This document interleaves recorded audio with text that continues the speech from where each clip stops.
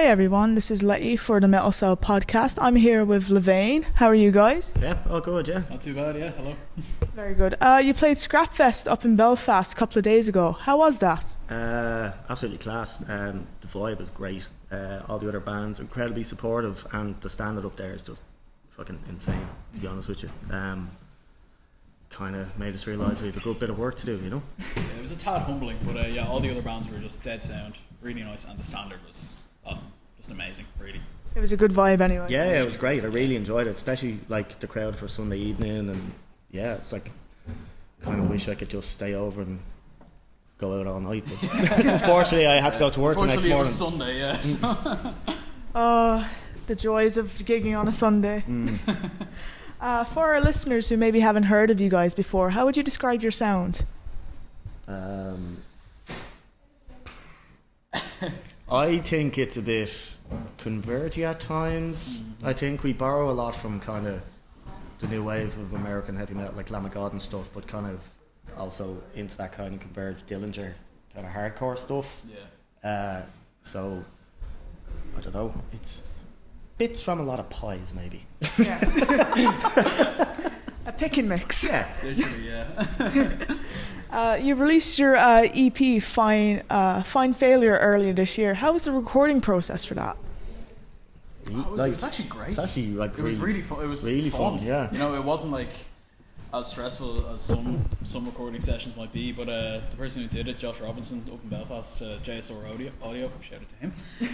He was amazing. Like, he knew exactly what he was doing. Yeah. To be honest, like, so just it wasn't as if you were going up there and paying this guy for his service. It was just kind of hanging out with him, really. It was a lot of fun. Yeah, he kind of made it felt like you're just hanging out with your mate, just making tunes. Like, even like I used, like, years ago when I'd record vocals, I'd get really anxious and overthink them, and then by the time I get up there I'd be real tight, and and it takes all day to it takes one track. Whatever way the setup was, I just went in and just felt comfortable straight away, and just take a bash out the EP in a couple of hours or something. Yeah, fair. Which I keep reminding everyone. And we couldn't be happier with the finished product, to be honest, and like, we were so happy at the end of it. Like credit to you, it sounds like super duper polished. But that's Josh. Yeah. Like, to be that was honest, all him now, yeah. Like, he just knows what he's doing, and I think there's a reason every heavy band in this country goes to him, because he just knows what he's doing. Like, I haven't a clue. I just pick up a mic and scream into it. He makes it sound good. Yeah. So yeah, he knows what he's doing, and he's really open-minded, and just loves, you know, back and forth, and everything's quick. He's a very easy guy to work with. Yeah. And I'm not taking any. This isn't. He's not paying us. This isn't sponsored content. Yeah. But yeah, he's just fucking really good at what he does. You know. Yeah. Nice one. So my favourite song off of the EP is Memories Lost in the Wave. Sorry. Is there a story behind that song? Anything particular that inspired it? Lost in the Wave.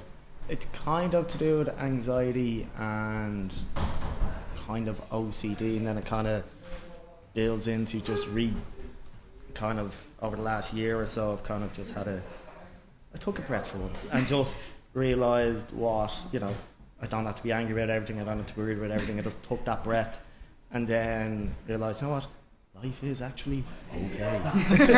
And I think that's why the end is more like we will survive, we will reconstruct. It's just putting together kind of all them fragments that they're worried about, and just put them all together and like, yeah, I'm actually happy. It's a very positive message. Yeah, I try to think pretty much, bar a couple of songs, I try to be as positive as I can, because I'm not someone who'll write about dragons. I'm not someone who will. You should at one point. I might, yeah. The lads all play Dungeons and Dragons. I watch football, I'm a lot cooler. But yeah, it's like, you know, especially in the space I'm in now, it's, you know, there's too much negativity out there. You know? Yeah, that's true. I have to ask. You brought up the football, as Richie, who runs the podcast. He's a big City supporter. Who would you support? Oh, I think you can only look at our Instagram and. There's I won't miss an Arsenal match, but I have to give a shout out to my beloved Super Saints of Inchicore. Because I'm Wolverhampton myself. Grim. It's always grim, but I like to say it's not as bad as Villa. It's not as bad as Villa. It's nice and middling. Yeah. You know, you're never going to get too excited. Europe is It's a pipe dream. It's literally we win some, we lose some. Yeah, it's so. It's exactly. So if you could collaborate with any musician, dead or alive, who would it be? You can both give an answer. Does it have to be metal? Doesn't. I've had Freddie Mercury's answers, anyone. Okay. I'd probably say Lane Staley. Just because Hasn't Changed is my favourite band and it was great. And it's Lane Staley, like. and it's fucking Lane Staley, yeah. I think the lads in Biffy Clyro, like they're my favourite band. Nice. And just even the stuff that they're doing at the moment, like with Empire State Bastard, like that's a fucking insane supergroup, you know. But yeah, like Simon Hill would be so cool to work with. Did you go see them in November? I did, yeah, it was class. Great gig. Got my phone stolen, but other than that, it was deadly. Yeah, they were amazing. So good gig, got your phone stolen, still 10 out of 10. Try still see the positives of that. Yeah, you know, something exciting about it. I remember when I see Hatebreed in Essen years ago, and I thought I got my wallet stolen. In fact, it fell out of my pocket. I somehow talked myself, used my unbelievable German backstage, met Jamie Jastit and the rest of Hatebreed. 2 days later, I went to the cafe pub that was running the gig. I just was a bit pissed, and I was, would you have my wallet? And they're like, this guy's wallet? That'd be you, yeah. I don't know what relevance it has, but No, that's a story for the ages. That's a good story. I like that anecdote. Yeah, that's not bad. that made me real happy. No, I mean, the cash is taken out of it, but Oh yeah. You still got it back. I didn't have to get my cards or a new license or anything, That's so good. you know, I was a happy boy. You got it back and you met Jamie Jastit, like. Yeah. And he was very confused as to why I was just walking around talking the ears off everybody. So Could you describe your process for writing a song? Oh, that's all you, man. If you have one. like we would, myself, well, mostly Connor and Jamie would write riffs or whatever, to give out to me because I send riffs over WhatsApp without any context whatsoever. So I stopped doing that. They're good riffs. But I think it's the lack of context, you know?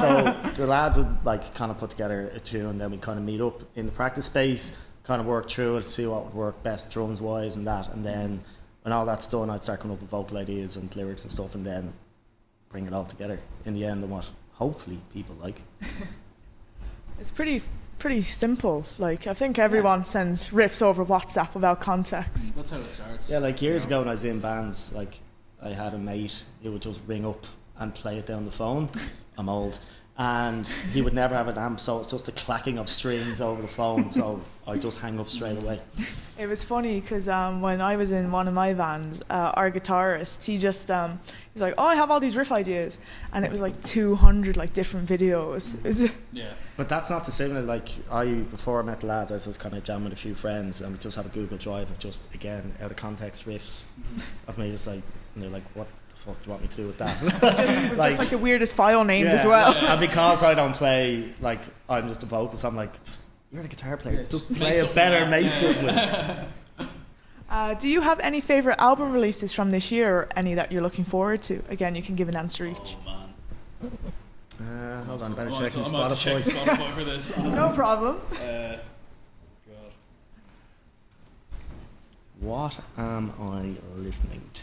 I'm personally looking forward to the new Blink-182 album. Oh, yeah, whenever it fair. comes out. Yeah, nice. I'm looking forward to the Gregory Alan Isaacoff album, Damo Dempsey.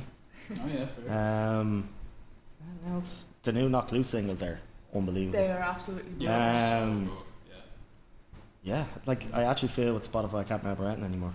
The new Avenged Sevenfold album, as controversial as it may be, it's pretty damn good. I liked Once you it. see past all the weirdness, I guess. I liked how different it was. Like they're a weird band as it is, you know. Yeah. They started off weird, and like I like that they're going back to that. Like probably the new Boy Genius album, I think, is actually my favorite album of the year. That one is very good. Oh my god, I love it. It's so good. Like I remember when we were recording the EP up in Belfast, I was driving home early on my own the next day, and I listened to it twice on the car home. Like nearly bawled my eyes out several times on the M1, but it's amazing. It's very emotional. So good. I mean, Chelsea Grin's Suffer in Heaven is pretty good. This is true, yeah, no, it's good as well. And loving the new Kubla Khan stuff as well. Like, Yeah. Theory of Mind is a great song. The new It's a new one, yeah. It's deadly, yeah. Also, I'm very curious as to what Better Lovers end up coming out with us. Oh, You know yeah. it's going to be an EP or an album because I hope it's an album. that That new fucking song they tune released is amazing. incredible. Yeah, it's class. We'll see you anyway. And our last question. Do you have any advice for anyone wanting to start a band in 2023? Just do it. Like, Yeah, do it. I just met these lads off the internet. Sounds weird. It was. I mean, I came late. Yeah. I just seen it, and I think Jamie put up an ad and I responded and went down and jammed with them, and here I am. And So take everything in stride, Yeah. I think. Because been a few hiccups. But you know what? But that's expected with It's anything. expected, yeah, you know. Everything. I think we're still kind of taking everything as a learning experience as well. You so know, far, that's like, it. If you make mistakes, that's experience, you know? Yeah, that's what it is. So, like, I would have been a very anxious person who was always afraid of trying something, going outside your comfort zone or anything like that. But once I did it, You feel all I feel like I might get a job at Wellfest at this stage. But no, like, just fucking do it because it's fun, and that's the most important It's thing. so It's fun, Yeah, you know. really fun. Like, you're making music, you're hanging out with your friends, and you're playing gigs. And like tonight, we're playing a gig we would have been going to, Yeah, exactly. which is incredible. That's because we just said fuck it. Yeah, Yeah. I think we just emailed one of the promoters. Like And that's a massive it step worked. for you. Yeah. You Like know? even if you like touch wood, you don't break up, but like you get to say, I got to open for Chelsea Grin. Yeah, But that's it. Yeah. Even like the Unsane slot, the Horse gig, like we're Yeah, it's great. And playing Bloodstock. playing Bloodstock, yeah, so- which is class. Congratulations on you guys for achieving that. Thank by you the very way. much. Yeah. I'm sure it's going to be killer anyway. I hope so. Can't wait. No, like it's like when we started this band, I think that Lachlan had just sent in an entry for Bloodstock. For Metal to the Masses. Yeah, for you guys. Yeah, Yeah, and like I was like, alright, well, I'll just do it. We'll do, but then And didn't we're think it would playing go that Bloodstock. well. Yeah, so just if you want to start a band, start a band. Mhm. Just trick one of your friends into playing bass. So that's what happened here. Find someone who's relatively okay at singing, who can scream, and everyone plays guitar. So yeah, Yeah, there you go. the drummer's the problem though. He's too good. As a drummer, like we are the problems. We just can't stop hitting things. Guys, thank you so much for sitting down with me. And their EP Fine Failure is out now.